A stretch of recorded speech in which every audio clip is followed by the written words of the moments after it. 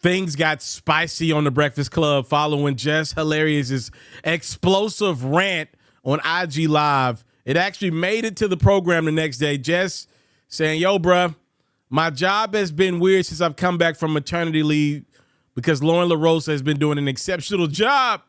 But this is my job. iHeart's paying me good money to be me. Jess with the mess.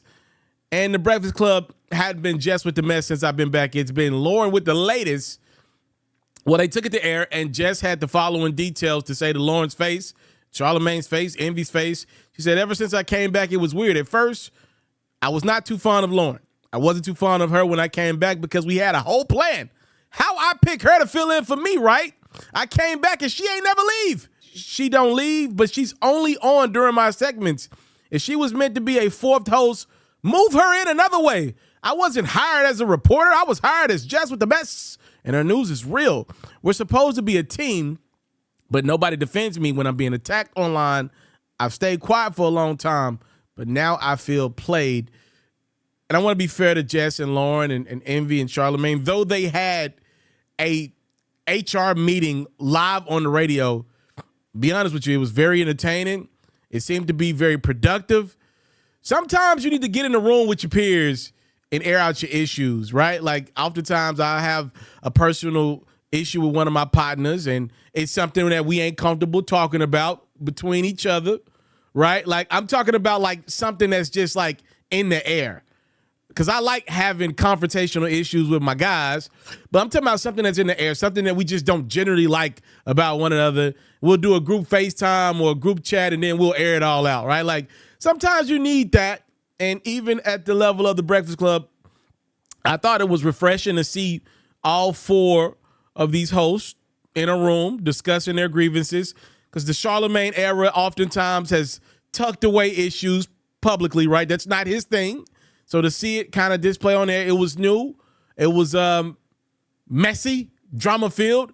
And I think more importantly, if you look at the views, they did millions of views on anything they did revolving Loren versus Jess that day. I think more than anything, it showed you that the viewers still care about the program.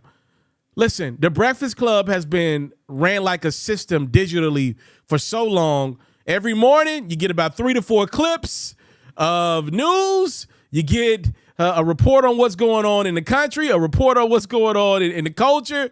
You get about 2 to 3 interviews every single day on the platforms. It's been ran like a machine. So you really can like take for granted what the Breakfast Club does.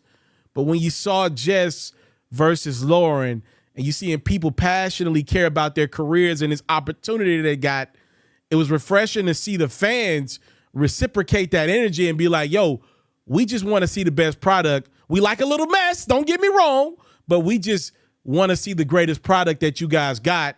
And y'all got to figure it out the tandem of 4 because the fans ain't ready to let go of Loren. And I don't think that means they want to see Jess go away. That's not what this is. It's not throwaway heat, right? Like for all my sports people out there, not turn your TV off heat.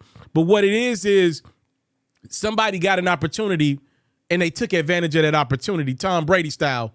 And I think this just means as a tandem of 4, they got to figure it out. What I will argue is this, though.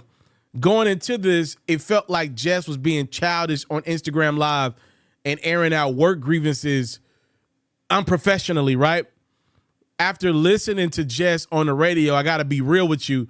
She makes some very valid points. I didn't know Loren LaRosa was a producer with the Breakfast Club. I just thought she was a fill-in talent, a fill-in host while Jess was on leave and still staying around post Jess being on leave.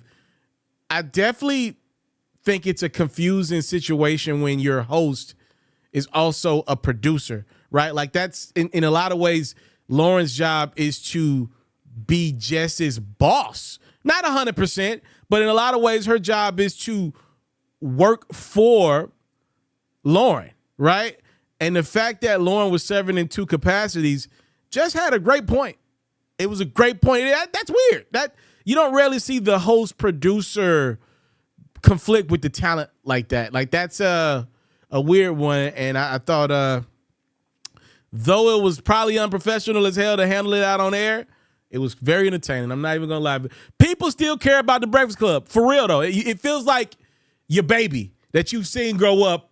And I think if you're anyone a part of that show, more than anything, you're happy that people still give a damn, 13, 15 years later, about your program in a real way. They love a little mess. Everybody like a little mess. Everybody can lie like they don't like a little mess. That's a lie. All right, I've been at this, 7, 8 years myself. You know, the funniest thing is when I see a man come in my comment section and be like, man, what the hell you doing talking about the culture? Man, you know. And this same man, right, takes his bitch ass into the barbershop every single week, a couple times over sometimes, and he gossips his ass off. I've seen it so many times in my life.